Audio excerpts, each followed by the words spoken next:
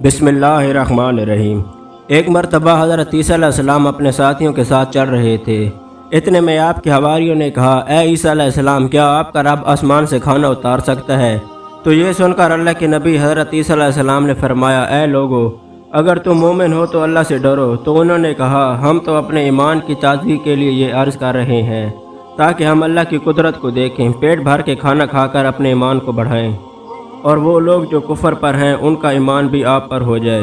یہ سن کر اللہ کے نبی حضرت عیسیٰ علیہ السلام نے اپنے ہاتھوں کو بلند کیا اور اللہ تعالیٰ سے دعا مانگی کہ اے اللہ، ہمارے لیے آسمان سے دسترخوان اتار تاکہ ہمارے اور آنے والے لوگوں کے لیے یہ نشان عید بن جائے۔ بے شک تو ہی بہترین رزق دینے والا ہے۔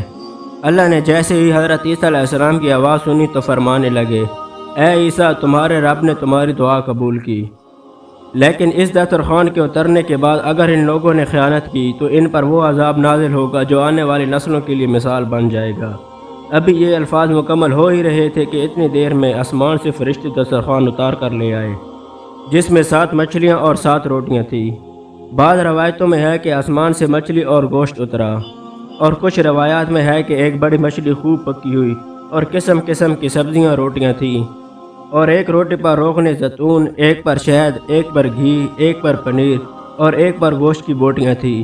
بس جیسے ہی حضرت عیسیٰ علیہ السلام کے حواریوں نے اس نورانی دسترخوان اور روٹیوں کو دیکھا، ان میں سے ایک بولا جس کا نام شمون تھا، جو اپنی قوم کا سردار تھا، کہنے لگا، اے حضرت عیسیٰ علیہ السلام، کیا یہ دسترخوان دنیاوی کھانوں میں سے ہے یا آسمانی؟ اللہ کے نبی حضرت عیسیٰ علیہ السلام نے فرمایا، یہ دسترخوان نہ دنیا کے کھانوں میں سے ہے اور نہ آسمانوں کے، بلکہ تمہارے رب نے ابھی ابھی ایجاد کر کے تمہارے لیے اتارا ہے۔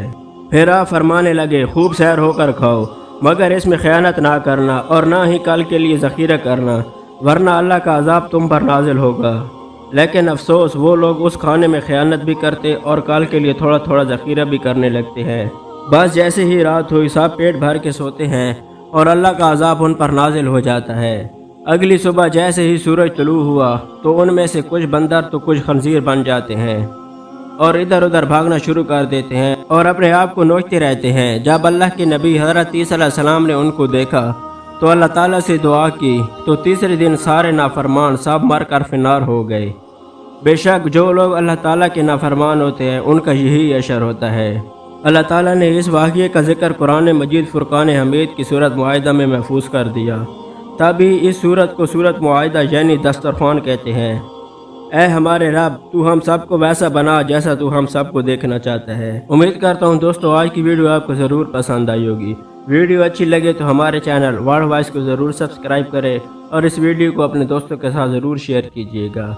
ہماری دعا ہے دوستو، اللہ تعالی ہم سب کو اپنے راہ پر چلنے کی توفیق عطا فرمائے، اور آپ سب کو اللہ تعالیٰ دنیا اور آخرت کی تمام خوشیاں نصیب فرمائے۔ اللہ تعالیٰ آپ سب کا حامی و ناصر و نگہبان۔